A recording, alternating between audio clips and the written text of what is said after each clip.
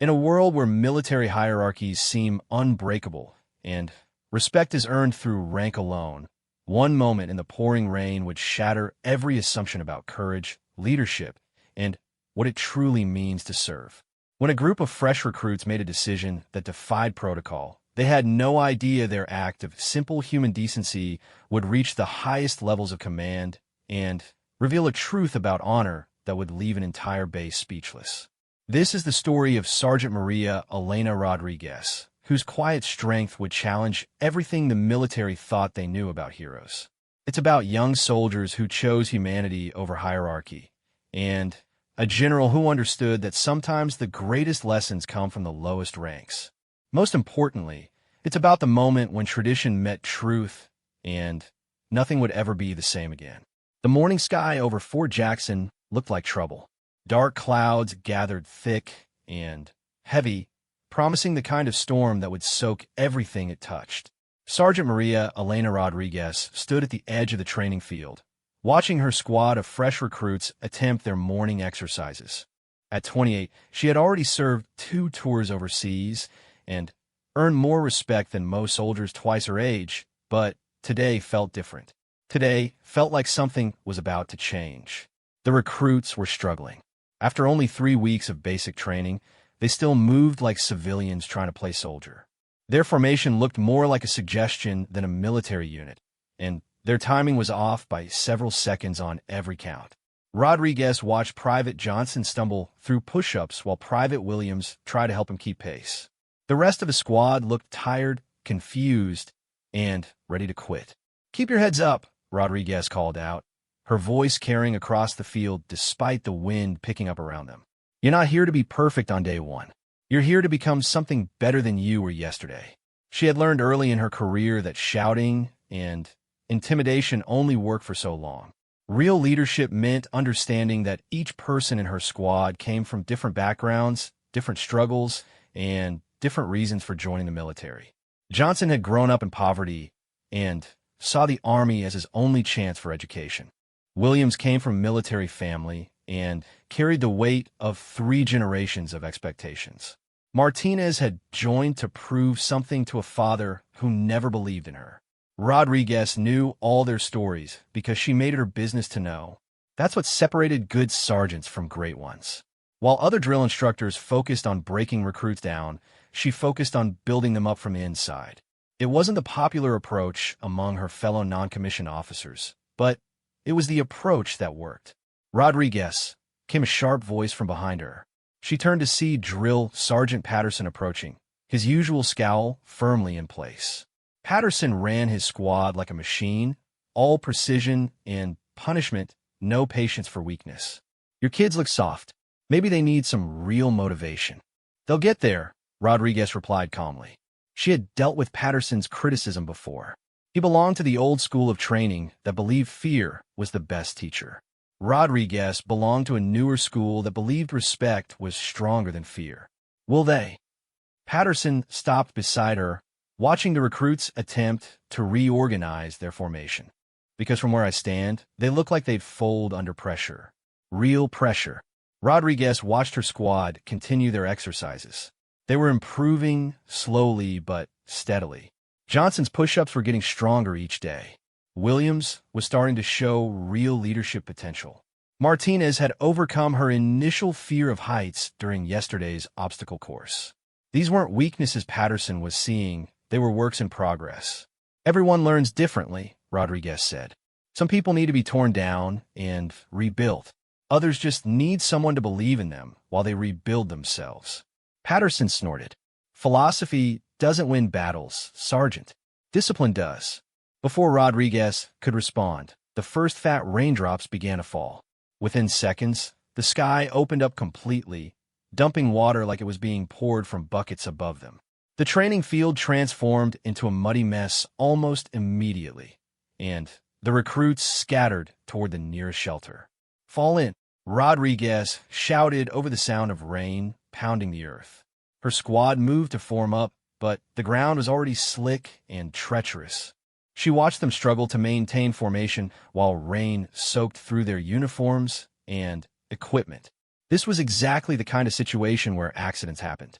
Wet equipment, slippery ground, and inexperienced soldiers made for dangerous combinations. Rodriguez made a quick decision. "Everyone to the equipment shed," she called out. "Move with purpose, not panic." The shed was only 50 yards away, but in the downpour, it might as well have been a mile. Rodriguez watched her squad make their way across the training field, helping each other navigate the increasingly muddy terrain. Johnson slipped and fell, and Williams immediately stopped to help him up. Martinez grabbed their equipment bags to keep them from being abandoned in the mud. They were acting like a team, even in chaos. That was exactly what Rodriguez had been working toward. But as they reached the shed, Rodriguez realized she had miscounted. She did a quick head count and came up one short. Looking back across the training field, she spotted Private Sarah Chun still out in the rain, struggling with a piece of equipment that had gotten stuck in the rapidly forming mud. Chun was their quietest recruit, a 19-year-old from California who rarely spoke unless directly addressed. She had joined the military against her family's wishes and carried herself with the cautious demeanor of someone who expected disappointment. She was also one of the hardest workers Rodriguez had ever trained, the kind of soldier who would rather struggle alone than ask for help. Rodriguez didn't hesitate. She ran back into the storm. "Chun," she called out as she reached the stuck equipment. It was a heavy communications pack that had sunk into the mud when Chun tried to adjust its position. "Leave it. We'll get it later. I can get it, Sergeant." Chun shouted back, rain streaming down her face as she pulled at the pack. "It's my responsibility." Rodriguez could see that Chun was exhausted. The pack was stuck deep, and the rain was making everything heavier and more slippery by the minute. They needed to get back to shelter before the storm got worse, but Chun wouldn't abandon her equipment. Sometimes the smart tactical choice is to retreat and come back with better tools, Rodriguez said, helping Chun pull at the pack. "This isn't giving up. This is strategic thinking." Together, they managed to free the pack from the mud, but the effort had cost them valuable time. The storm was getting worse, and they were both soaked through.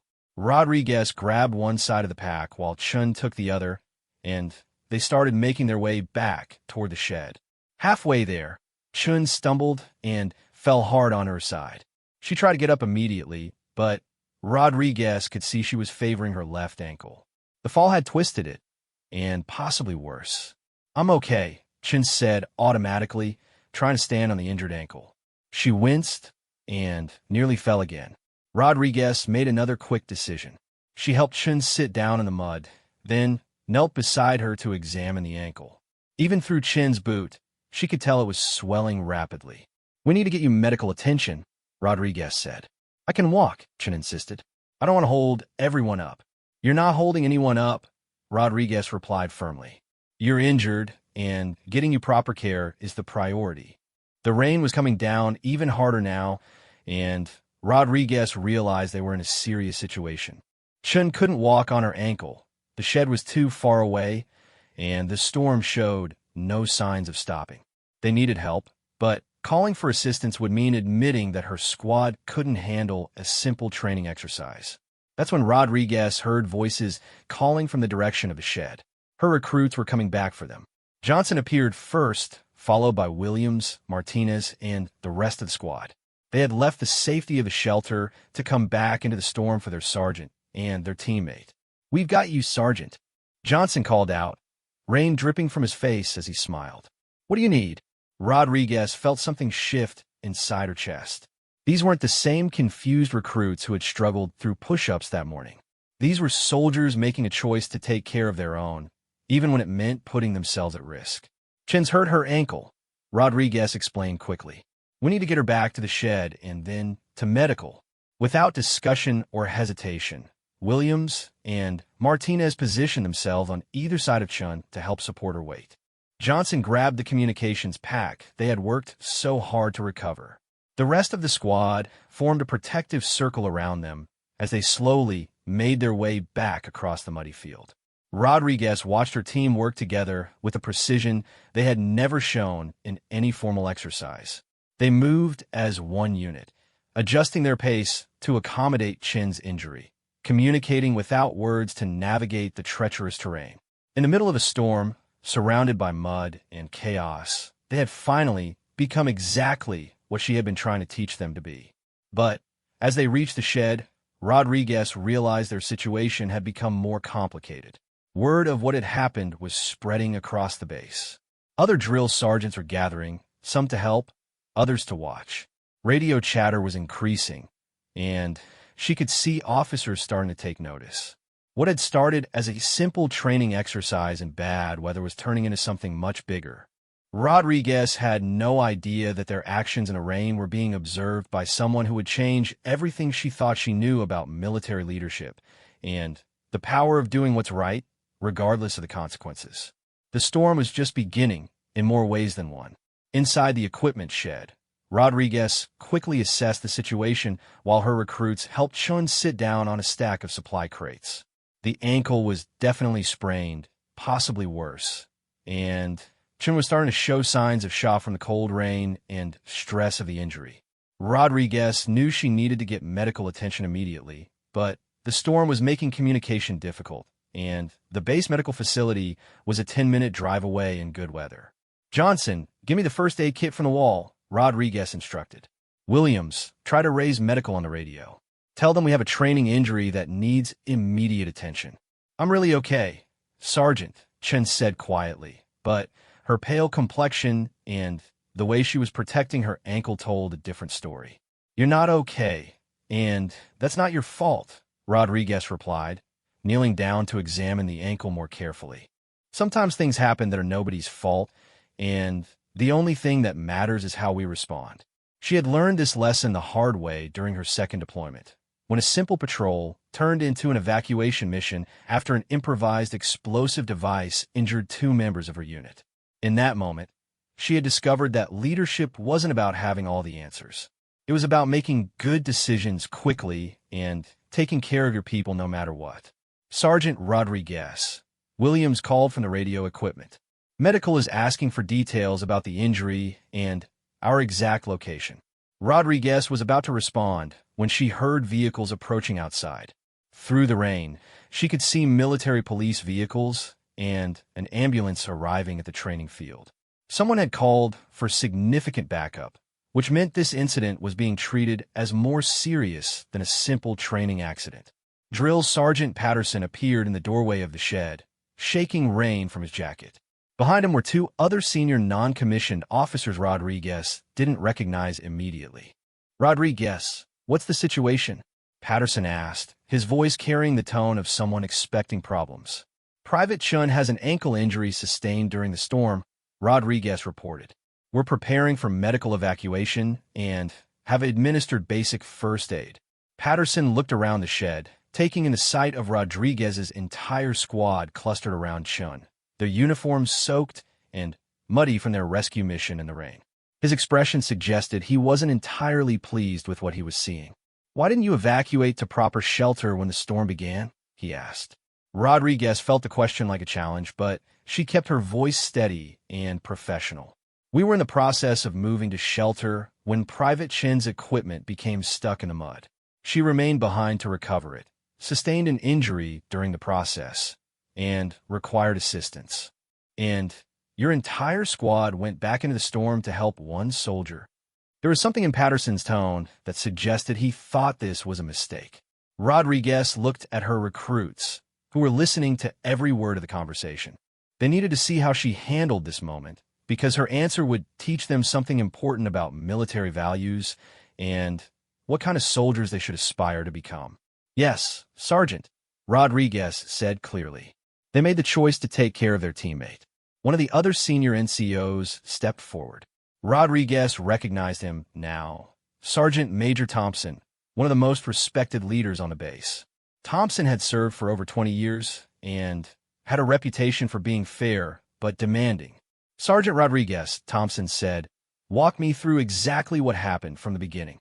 Rodriguez gave a detailed account of the morning's events, from the start of training exercises through the decision to seek shelter, the discovery that Chun was missing, and the squad's choice to return to the storm to help their injured teammate. She kept her report factual and professional, but she could see Thompson processing every detail carefully. And at any point during this sequence of events, Did you consider ordering your squad to remain in shelter while you handled the situation alone? Thompson asked. It was a loaded question. The military answer would be that a leader should minimize risk to personnel by handling dangerous situations personally rather than exposing the entire unit. But Rodriguez realized that giving that answer would undermine everything she had been teaching her recruits about teamwork and mutual responsibility. Sergeant Major, I considered several options, Rodriguez replied. But when my squad made the choice to come back for their teammate, I evaluated that as a positive demonstration of unit cohesion and mutual support. They executed the rescue mission safely and effectively. Thompson nodded slowly, but his expression remained unreadable. I see. The ambulance crew had arrived and was making their way toward the shed. Rodriguez could see Chun was getting nervous about the attention her injury was drawing. The young soldier was clearly uncomfortable being the center of so much focus. Chun, you're going to be fine, Rodriguez said quietly. Ankle injuries feel worse than they usually are, and you'll probably be back to training in a few days. But what about the squad? Chun asked. Will they get in trouble for coming back for me? It was exactly the question Rodriguez had been dreading. The truth was, she didn't know. Military regulations were clear about risk assessment and personnel safety, but they were also clear about the importance of taking care of soldiers under your command. Sometimes those two principles came into conflict, and when they did, individual commanders had to make judgment calls about which principle took priority. Nobody's in trouble for doing the right thing, Rodriguez said, though she wasn't entirely certain she could guarantee that promise. The medical team took over Chen's care, confirming that the ankle was sprained but not broken and that she would need to stay off it for several days. As they prepared to transport her to the medical facility for x-rays and proper treatment, Chen looked back at her squad. Thank you, she said simply. All of you. Johnson stepped forward. We're a team, he said. That's what teams do. Rodriguez felt proud of Johnson's response, but she could see that Sergeant Major Thompson was taking notes on everything that was happening. The senior NCO was building a complete picture of the incident, and Rodriguez wasn't sure if that was good or bad for her career. After Chun had been taken to medical and the immediate crisis was over, Thompson approached Rodriguez privately. Sergeant, I want you to know that this incident will be reviewed at the highest levels, he said. There are questions about proper protocol, risk assessment, and command decisions that will need to be answered. Rodriguez felt her stomach tighten. I understand, Sergeant Major. What I want to know right now, off the record, is whether you believe you made the right choices today, Thompson continued. Rodriguez thought about her answer carefully. She could give a safe response, acknowledging that maybe she should have been more cautious, more focused on following standard operating procedures. But she looked at her squad, still standing together, still supporting each other, and realized they had learned something today that couldn't be taught in any classroom or manual. Sergeant Major, I believe my squad learned what it means to be soldiers today, she said. They learned that we take care of each other, regardless of the personal cost. They learned that being part of a unit means being responsible for everyone in that unit. And they learned that sometimes the right thing to do isn't necessarily the easy thing to do. Thompson studied her face for a long moment. And you're prepared to defend those decisions? With respect, Sergeant Major, I would make the same decisions again under the same circumstances. Thompson made another note in his small notebook, then looked back at Rodriguez's squad. They were helping each other clean equipment and organize the shed, working together with the same cooperation they had shown during the rescue mission. Your recruits seem unusually cohesive for this early in their training, Thompson observed. They're good people learning to be good soldiers, Rodriguez replied. That's an interesting distinction, Thompson said. Most drill instructors would say they're good soldiers learning to be good people. Rodriguez realized she had revealed something important about her training philosophy, something that might not align with traditional military thinking. But she had committed to honesty, and backing down now would send the wrong message to her recruits. I believe good soldiers are built on a foundation of good people, Sergeant Major. Technical skills can be taught to anyone, but character has to be developed. Thompson closed his notebook and looked directly at Rodriguez. Sergeant, you should know that there were observers today. Senior observers. people who don't usually pay attention to basic training exercises. Rodriguez felt a chill that had nothing to do with her wet uniform. Observers, Sergeant Major? The kind of observers who make decisions about military policy, training procedures, and leadership development, Thompson explained. The kind of observers whose opinions carry significant weight with base command. The implication was clear. Whatever had happened today, whoever had been watching, Rodriguez's career was about to be impacted in ways she couldn't predict. She could only hope that her squad's demonstration of teamwork and loyalty would be viewed positively, but she knew that military bureaucracy didn't always reward the right choices. What happens next? Rodriguez asked. Thompson looked out at the storm, which was finally beginning to weaken. Next, we see what kind of people are really in charge around here, he said cryptically. And, Sergeant, you might want to prepare your squad for some unusual attention in the coming days. As Thompson walked away, Rodriguez realized that their actions in the rain had set something in motion that was much bigger than a simple training accident. She looked at her recruits, still working together to clean up after their rescue mission, and wondered if she had prepared them for the kind of scrutiny that was about to come their way. The storm was ending, but Rodriguez had a feeling that the real test was just beginning. The next morning brought unexpected visitors to Fort Jackson. Rodriguez arrived at the training field early, as was her habit, but found the area cordoned off with official tape and military police standing guard. An investigation team had arrived overnight, and they were treating the previous day's incident as a formal case requiring detailed documentation and witness interviews. Rodriguez reported to her company commander, Captain Harrison, who looked like he hadn't slept well. Harrison was a good officer who tried to support his non-commissioned officers, but he was also careful about protecting his own career from potential fallout. Rodriguez, I need you to understand the situation we're facing, Harrison began, gesturing for her to sit down in his office. Yesterday's incident has attracted attention from division headquarters. There are questions about training safety protocols, command decision-making, and whether proper procedures were followed. Sir, can you help me understand why a training accident is receiving this level of scrutiny? Rodriguez asked. We've had injuries before without this kind of response. Harrison leaned back in his chair, choosing his words carefully. Because this particular incident was witnessed by someone who doesn't usually observe basic training operations. Someone whose opinion carries significant weight with military leadership. Rodriguez felt the same chill she had experienced the previous day when Sergeant Major Thompson mentioned senior observers. Who was watching, sir? I can't provide those details yet, Harrison replied. But I can tell you that the observer filed a report that has generated considerable interest at levels well above our company. The investigation team wants to conduct individual interviews with you and each member of your squad. This was more serious than Rodriguez had anticipated. Individual interviews suggested they were looking for inconsistencies in stories, trying to determine if there had been poor judgment, violations of protocol, or failures of leadership. She began to worry not just about her own career, but about the potential impact on her recruits. Sir, my squad followed proper procedures for assisting an injured teammate, Rodriguez said.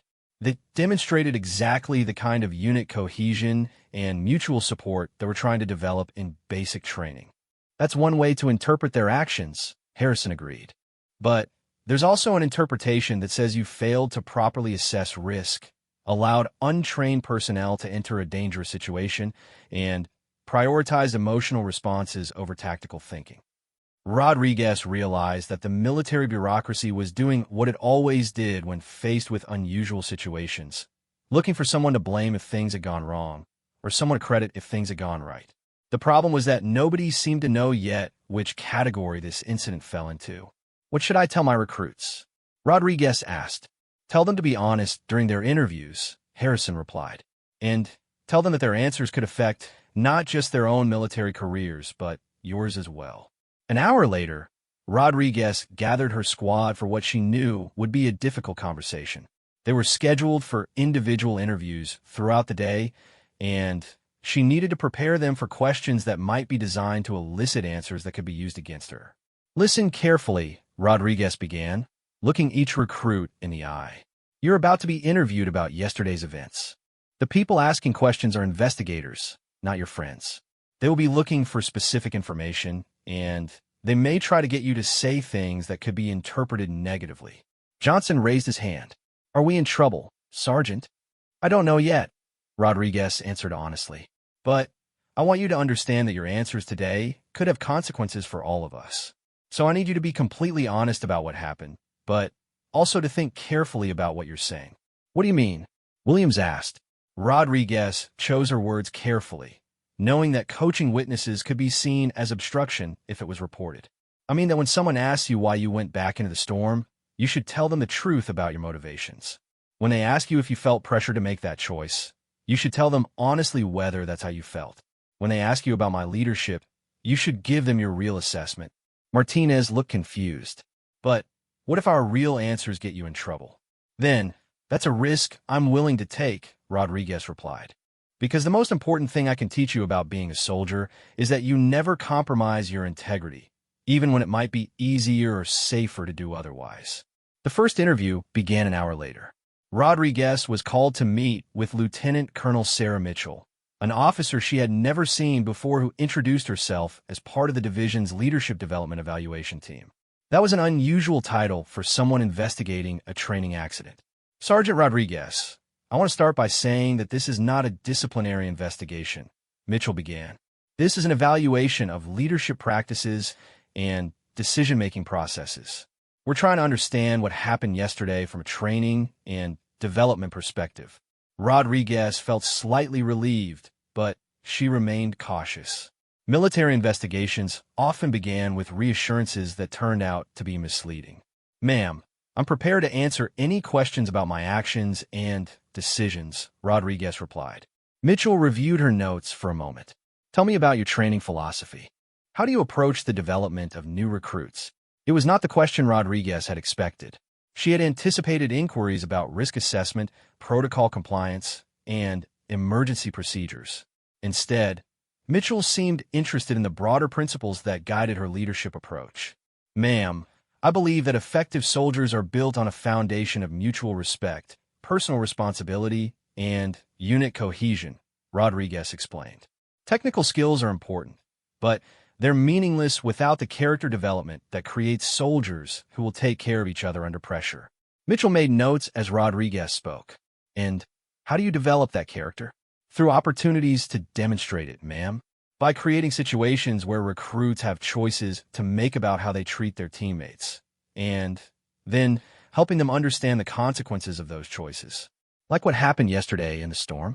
Rodriguez realized this was the crucial question. Her answer would reveal whether she had planned the situation as a training exercise or simply responded to an emergency as it developed. Ma'am, yesterday was not a planned training exercise, Rodriguez said carefully. It was an emergency situation that required immediate decisions. But it did create an opportunity for my recruits to demonstrate the values we have been discussing in a real-world context. Mitchell looked up from her notes. And how would you evaluate their performance in that context? They performed exceptionally, ma'am. They made a choice to take care of their teammate despite personal risk and discomfort. They worked together effectively under pressure. And they demonstrated that they understood what it means to be part of a military unit. Even though their actions violated standard safety protocols, this was the trap Rodriguez had been worried about. She had to acknowledge the protocol violation without undermining the value of what her recruits had accomplished. Ma'am, they made a choice between competing priorities, Rodriguez replied. Protocol suggested minimizing exposure to storm conditions. Military values suggested not abandoning a teammate in need. They chose to prioritize taking care of their own, which I believe demonstrates the kind of character we want as soldiers. Mitchell made more notes, then looked directly at Rodriguez. Sergeant, if you had this situation to handle again, would you make different choices? Rodriguez had thought about this question extensively since yesterday. She could give the safe answer, acknowledging that maybe more caution was warranted. But she realized that anything other than complete honesty would be a betrayal of everything she had taught her recruits about integrity. Ma'am, if I had the same information and the same circumstances, I would make the same choices. My recruits learned something yesterday about what it means to be soldiers that they couldn't have learned any other way. Mitchell closed her notebook and studied Rodriguez for a long moment. Sergeant, can I ask you a personal question? Yes, ma'am. Why did you choose to become a drill instructor? Rodriguez thought about the question seriously. Because I believe that the most important thing the military does is develop people, ma'am. We take civilians from all different backgrounds and help them become something better than they thought they could be. That process requires leaders who understand that development happens through challenge, support, and real-world application of values. And you see yesterday's events as an example of that development process? Yes, ma'am. My recruits faced a choice between personal comfort and teammate welfare.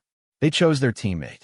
That's exactly the kind of decision-making we want soldiers to demonstrate throughout their careers. Mitchell made a final note, then stood up to indicate the interview was over. Thank you for your honesty, Sergeant. You'll be hearing about the results of this evaluation soon. As Rodriguez left the interview, she realized that Mitchell's questions had been unlike any investigation she had previously experienced. Instead of looking for blame or problems, Mitchell seemed to be evaluating the educational value of what had happened. That suggested this evaluation might be about more than just determining if anyone had done something wrong. But as Rodriguez watched her recruits being called one by one for their own interviews, she worried about whether they understood how to navigate questions that could be interpreted multiple ways. Young soldiers often said more than they intended when talking to senior officers, and Rodriguez had no way to help them without interfering with the investigation process. All she could do was wait and hope that their honesty would serve them better than trying to provide the answers they thought were wanted. But Rodriguez had a growing sense that this investigation was about more than yesterday's events. It was about fundamental questions of military leadership, training philosophy, and what kind of soldiers the Army wanted to develop. The answers to those questions would determine not just Rodriguez's future, but the future of everyone who had stood in the rain yesterday and chosen to take care of their own. 3 days after the interviews concluded, Rodriguez received orders to report to the base headquarters building. The message came through official channels and specified that she should wear her dress uniform, which suggested this was either a formal commendation or a disciplinary hearing. Given the unusual nature of the investigation, Rodriguez honestly couldn't predict which one awaited her. She arrived at headquarters 30 minutes early and was directed to a conference room she had never seen before. The room was larger than necessary for a simple meeting, with seating for at least 20 people arranged theater-style facing a presentation area. As Rodriguez waited, other personnel began arriving. Her company commander, Captain Harrison, Sergeant Major Thompson, and several other senior officers she recognized but had never worked with directly. At exactly 0900 hours, the back door of the conference room opened, and Lieutenant Colonel Mitchell entered, followed by someone who made Rodriguez's stomach drop. The man wore the stars of a brigadier general, and his bearing suggested he was someone accustomed to having his presence felt wherever he went. Ladies and gentlemen, please stand for General Robert Chase, Deputy Commander for Training Development, United States Army Training and Doctrine Command. Rodriguez felt her knees go weak as she came to attention. General Chase was not just any general. He was one of the people responsible for developing training policies for the entire Army. His presence meant that yesterday's incident had attracted attention at the highest levels of military leadership. General Chase moved to the front of the room and gestured for everyone to be seated. Thank you for assembling on short notice. What we're here to discuss today represents a significant development in how we approach military leadership training. He activated a presentation screen and began with a slide showing the official Army values: loyalty, duty, respect, selfless service, honor, integrity, and personal courage. For the past several months, TRADOC has been conducting an evaluation of current training methodologies, General Chase continued.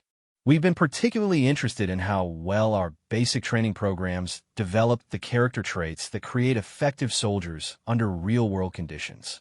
Rodriguez realized this wasn't about her incident specifically. It was about a much larger evaluation of Army training practices. But she still didn't understand why she was in the room. 3 days ago, we witnessed what we believe to be a perfect case study in values-based leadership development, General Chase said, advancing to the next slide. Sergeant Rodriguez, would you please stand? Rodriguez came to her feet, trying to control her nervousness as every eye in the room focused on her. Sergeant Rodriguez, without knowing it, you participated in an observational study of leadership training effectiveness, General Chase explained. For the past 6 weeks, we have been conducting unannounced evaluations of training units across multiple installations, looking for examples of recruits demonstrating internalized military values under pressure. The next slide showed a detailed timeline of the previous day's events, compiled from multiple sources including witness statements, radio communications, and, apparently, some form of direct observation. What we observed 3 days ago was a textbook demonstration of unit cohesion, selfless service, and values-based decision-making under adverse conditions, General Chase continued. Sergeant Rodriguez, your recruits faced a choice between personal safety and teammate welfare. Without hesitation, they chose their teammate. Rodriguez began to understand that this was not a disciplinary hearing, but she still wasn't sure what it was. More importantly, General Chase said, they made this choice not because they were ordered to, but because they had internalized the values that Sergeant Rodriguez had been teaching them. They acted like soldiers because they had become soldiers, not just in technical skill, but in character. He advanced to another slide showing statistics about training effectiveness across different installations and different training approaches. What makes this case particularly significant is that Sergeant Rodriguez's squad demonstrated higher levels of unit cohesion and values-based decision-making than recruits who had been training for twice as long under traditional methodologies. Rodriguez was beginning to realize that her training approach had been under evaluation, but she still didn't understand the full implications. General Chase looked directly at her. Sergeant Rodriguez, your interview responses and your recruits' individual statements revealed a training philosophy that prioritizes character development over simple technical compliance. Is that an accurate assessment? Yes, sir, Rodriguez replied, her voice steadier than she felt. And you believe this approach creates more effective soldiers? Rodriguez thought about her answer carefully. She was essentially being asked to critique established Army training methods in front of senior officers who had built their careers on those methods. Sir, I believe that soldiers who understand why they're doing something will always perform better than soldiers who only know how to do something, she said. Technical skills without character development create people who follow orders. Character development with technical skills creates people who make good decisions when there are no orders to follow. General Chase smiled for the first time since entering the room. That's exactly the conclusion we've reached through months of evaluation data. He advanced to the final slide, which showed a new organizational chart labeled Advanced Leadership Development Program. Effective immediately, the Army Training and Doctrine Command is implementing a pilot program for values-based leadership development in basic training, General Chase announced. This program will be based on the methodologies demonstrated by Sergeant Rodriguez and validated through extensive observation and evaluation. Rodriguez felt like the room was spinning. She was being told that her training approach was being adopted as official Army policy. Sergeant Rodriguez, General Chase continued, you are hereby assigned as senior instructor for the Advanced Leadership Development Program. You will be responsible for training drill instructors across multiple installations in the implementation of character-based training methodologies. The room erupted in applause, but Rodriguez felt overwhelmed rather than celebratory. This was a career-changing assignment, but it also meant leaving her recruits before their training was completed. Sir, what about my current squad? She asked. Your current squad will serve as the model unit for this program, General Chase replied. They will complete their basic training under your supervision, but they will also participate in the development of new training protocols that will be implemented Army-wide. Rodriguez realized that her recruits' decision to run back into the storm had changed not just their own military careers, but potentially the careers of thousands of future soldiers who would benefit from improved training methods. After the formal presentation concluded, General Chase approached Rodriguez privately. Sergeant, I want you to understand what really happened 3 days ago, he said. You and your recruits demonstrated something that military leadership has been trying to develop for decades. Soldiers who act on values rather than orders, who take initiative rather than wait for direction, and who prioritize mission accomplishment and teammate welfare over personal comfort. Sir, they're good people who want to be good soldiers, Rodriguez replied. Yes, they are. But, more importantly, they're proof that the right training approach can develop those qualities in anyone, General Chase said. What you accomplished in 6 weeks typically takes months or years to develop, if it develops at all. Rodriguez thought about her recruits, still probably worried about whether they would face consequences for their actions in the storm. Sir, they don't know yet that this turned out positively. They've been worried about getting in trouble for breaking protocol. General Chase looked surprised. You haven't told them? Sir, I wanted to wait until I understood the full situation. Sergeant, your recruits earned more than just avoiding trouble, General Chase said. They've earned recognition as the model for future Army training. Each of them will receive commendations for demonstrated leadership, and they'll have opportunities for advanced training that wouldn't normally be available to new recruits. Rodriguez felt a wave of relief and pride wash over her. Her recruits had worried about facing consequences for doing the right thing, but instead they were being rewarded for demonstrating exactly the kind of character the Army needed. However, General Chase continued, there's one more thing you need to understand about what happened. Rodriguez waited for him to explain. The storm that day wasn't entirely natural timing, General Chase said. We had been monitoring weather patterns, and knew severe weather was possible. We deliberately didn't cancel outdoor training exercises because we wanted to see how different units would respond to unexpected challenges. Rodriguez realized that the evaluation had been even more comprehensive than she had understood.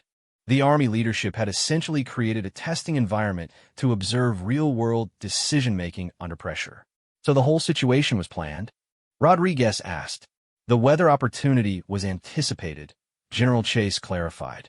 But everything else, Chen's injury, your squad's response, your leadership decisions, those were completely authentic. That's what makes this case study so valuable. Your recruits made genuine choices about what kind of soldiers they wanted to be. Rodriguez felt a deep sense of validation. Her training philosophy had been tested under real conditions and had proven effective not just in her assessment, but in the assessment of Army leadership at the highest levels. Sir, what happens to the other training methods? Rodriguez asked. There are a lot of drill instructors who believe in different approaches. Those approaches will continue to exist where they're effective, General Chase replied. But what you've proven is that character-based training produces better results in shorter time frames. That's something the Army can't ignore. As Rodriguez prepared to leave the conference room, she realized that her recruit's decision to run back into the storm had started a chain of events that would impact military training for years to come. Their simple choice to take care of a teammate had proven that the right values, properly developed, created soldiers who could be trusted to make good decisions without supervision. But first, she needed to find her recruits and tell them that their decision to do the right thing had been the right decision in more ways than they could have imagined. Rodriguez found her recruits exactly where she expected, in the equipment shed where they had taken shelter 3 days earlier. They were going through routine maintenance procedures, but she could see the tension in their movements and the worried glances they exchanged when they thought no one was watching. They had been waiting for 3 days to learn the consequences of their actions, and the uncertainty was clearly affecting their focus. Squad, fall in, Rodriguez called out. They immediately formed ranks with the precision they had developed over weeks of training, but their faces showed the anxiety they had been carrying since the investigation began. Rodriguez looked at each of them, Johnson, Williams, Martinez, and the rest of the soldiers who had made a choice to run back into the storm for their teammate. Chun was there too, on light duty because of her ankle, but determined not to be separated from her unit. I have news about the investigation, Rodriguez began. She could see them preparing for the worst. Their shoulders tensed, their expressions became guarded, and she realized they had spent the past 3 days convinced they would face punishment for breaking protocol. You are not in trouble, Rodriguez said first, watching relief flood their faces. In fact, you are being commended for your actions. Johnson raised his hand tentatively. Commended, Sergeant? What you did 3 days ago has been recognized at the highest levels of Army leadership as an example of exceptional military character, Rodriguez explained. Your decision to go back for Chun demonstrated exactly the kind of values-based decision-making that the Army wants to develop in all soldiers. Williams looked confused. But we broke safety protocol, Sergeant. We put ourselves at risk. You made a judgment call about competing priorities, Rodriguez replied. You decided that taking care of your teammate was more important than following a safety rule. That's not breaking protocol. That's understanding what military service is really about. Martinez stepped forward slightly. Are you saying we did the right thing? I'm saying you proved something important about what happens when good people are trained properly, Rodriguez answered. You proved that soldiers who understand their values will make good decisions even when no one is telling them what to do. She could see them processing this information, trying to reconcile their expectations of punishment with the reality of recognition. But there's more you need to know, Rodriguez continued. Your actions that day were observed by General Chase, who is responsible for training development for the entire Army. Based on what he saw, the Army is changing how it approaches basic training. Shen limped forward on her injured ankle. Changing how, Sergeant? The training methods we've been using here, focusing on character development, building unit cohesion, teaching you to think rather than just follow orders. Those methods are being adopted across multiple installations, Rodriguez explained. Because of what we did? Johnson asked incredulously. Because of who you became, Rodriguez clarified. The Army has been looking for ways to develop soldiers who can be trusted to make good decisions under pressure. What you demonstrated is that the right training approach can create those soldiers in weeks rather than months or years. She watched them begin to understand the full implications of their actions. They had thought they were simply helping a teammate, but they had actually participated in proving a new approach to military leadership development. Each of you will receive formal commendations for demonstrated leadership, Rodriguez continued. You'll also have opportunities for advanced training that wouldn't normally be available to recruits at your level. Williams raised his hand. What kind of advanced training? Rodriguez smiled. The kind of training that prepares you to become the leaders who will train the next generation of soldiers using the methods you helped prove effective. She could see pride beginning to replace anxiety in their expressions, but she also saw questions forming. Sergeant, Martinez asked, what does this mean for you? This was the conversation Rodriguez had been both anticipating and dreading. I've been assigned to help implement this new training program across multiple installations. I'll be training other drill instructors in the methods we've been using here. The question she saw on their faces was whether this meant she would be leaving them before their training was completed. But Rodriguez continued, you'll complete your basic training here under my supervision.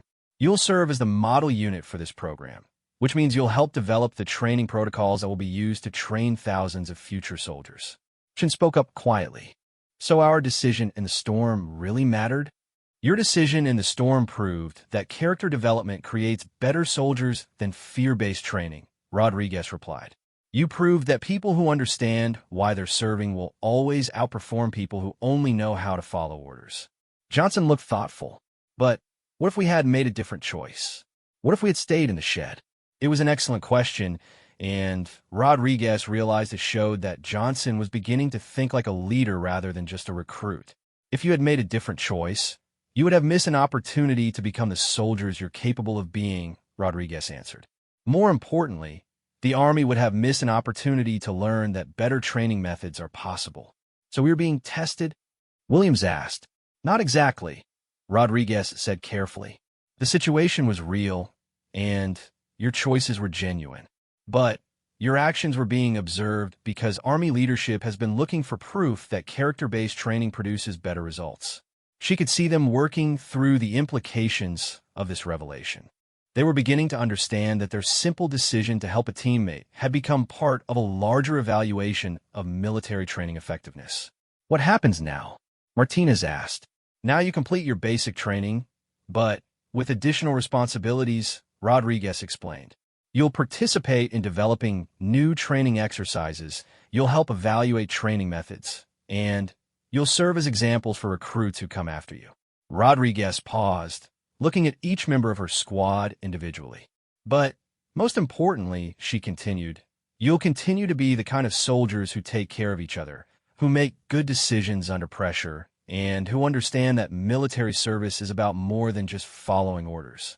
Chun raised her hand. Sergeant, can I ask you something personal? Rodriguez nodded.